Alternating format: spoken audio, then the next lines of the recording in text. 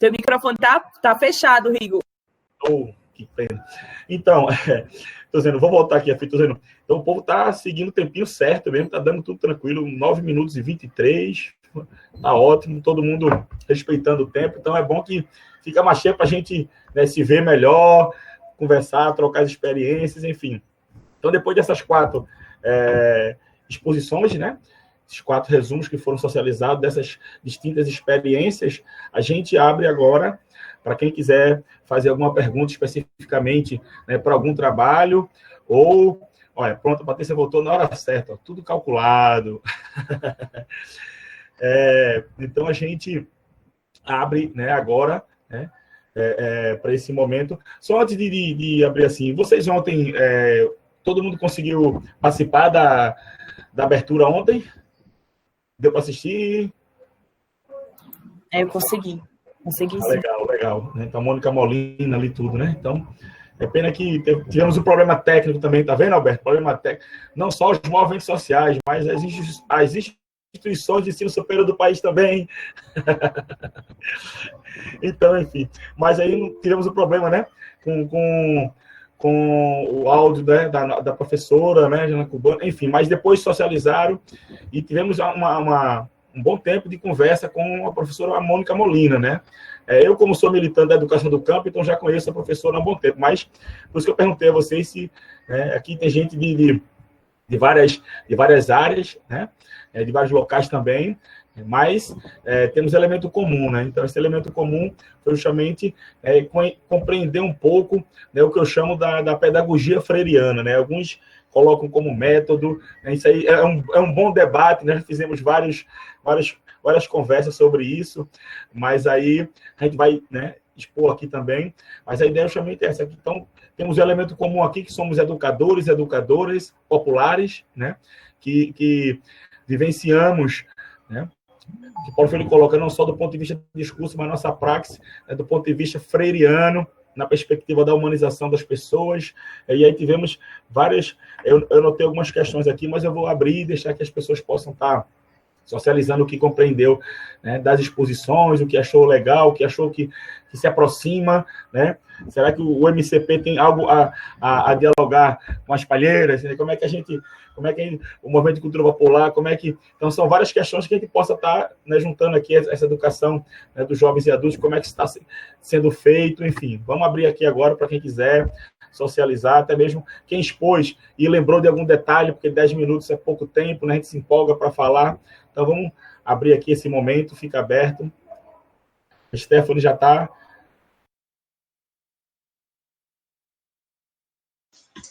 Então, não é propriamente uma pergunta, sabe? É mais, assim, reflexões que eu fui fazendo aqui as anotações enquanto Fábia apresentava o trabalho dela, né? E sim, eu fiquei tecendo algumas aproximações com o MCP, e aí eu fiquei refletindo, assim, enquanto Fábia ia falando desses bordados, né? E eu fiquei refletindo nessa perspectiva desses bordados enquanto um registro, né, enquanto memória, enquanto resistência. E aí Fábia vem e traz do contexto da ditadura, que também foi um contexto que o MCP estava também inserido nesse contexto. E aí eu pego e chego no ponto, né? Quais são as teias que ligaram o meu pensamento do MCP com a pesquisa de Fábia, né? No sentido de que a minha pesquisa no mestrado, e esse resumo, ele é um recorte, né? É uma pesquisa documental, eu faço análise de documentos. E os documentos do MCP, eles foram destruídos por causa da ditadura, né? Eles foram queimados, enfim. E a gente tem uma quantidade, né, de documentos que estão preservados no arquivo público. E a partir desses documentos que eu vou construir na minha pesquisa do mestrado. E esses documentos são os documentos que guardam, né, uma parte muito importante dessa memória do que foi o MCP, dos sentidos ali mobilizados, das suas ações.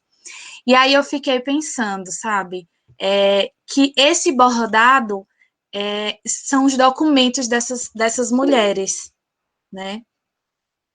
É um documento delas, ali está guardado a memória delas. Como o Fábio falou, né, da subjetividade dela, do ponto de vista dela, sem interferências.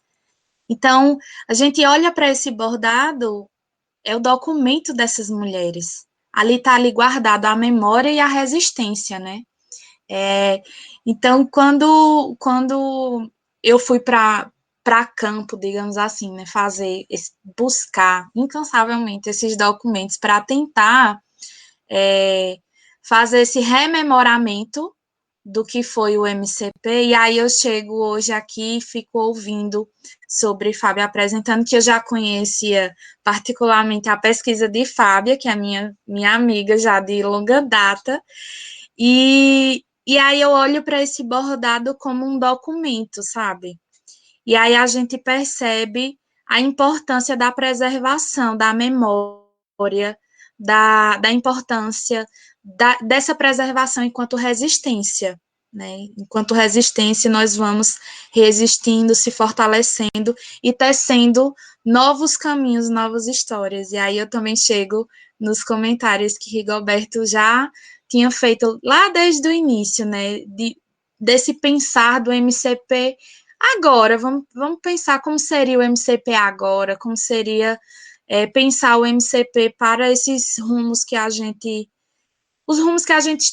está vivendo, né, já seria bem difícil, mas vamos pensar no MCP enquanto um rumo que a gente quer, o que a gente vem construindo, o que a gente está esperançando, né, na perspectiva freiriana. Eu também comungo com Rigoberto de que eu abraço a ideia da pedagogia freiriana, apesar dos documentos do MCP registrarem enquanto um método freiriano, e eu respeito e não modifico, e também acredito, sim, nessa pedagogia freiriana, ela é uma pedagogia sensível que vem permeando tantos e tantos outros espaços, né? É isso, Fábio, obrigada por compartilhar. Então, é sempre um prazer ouvir. E obrigada também Eu queria pedir licença aos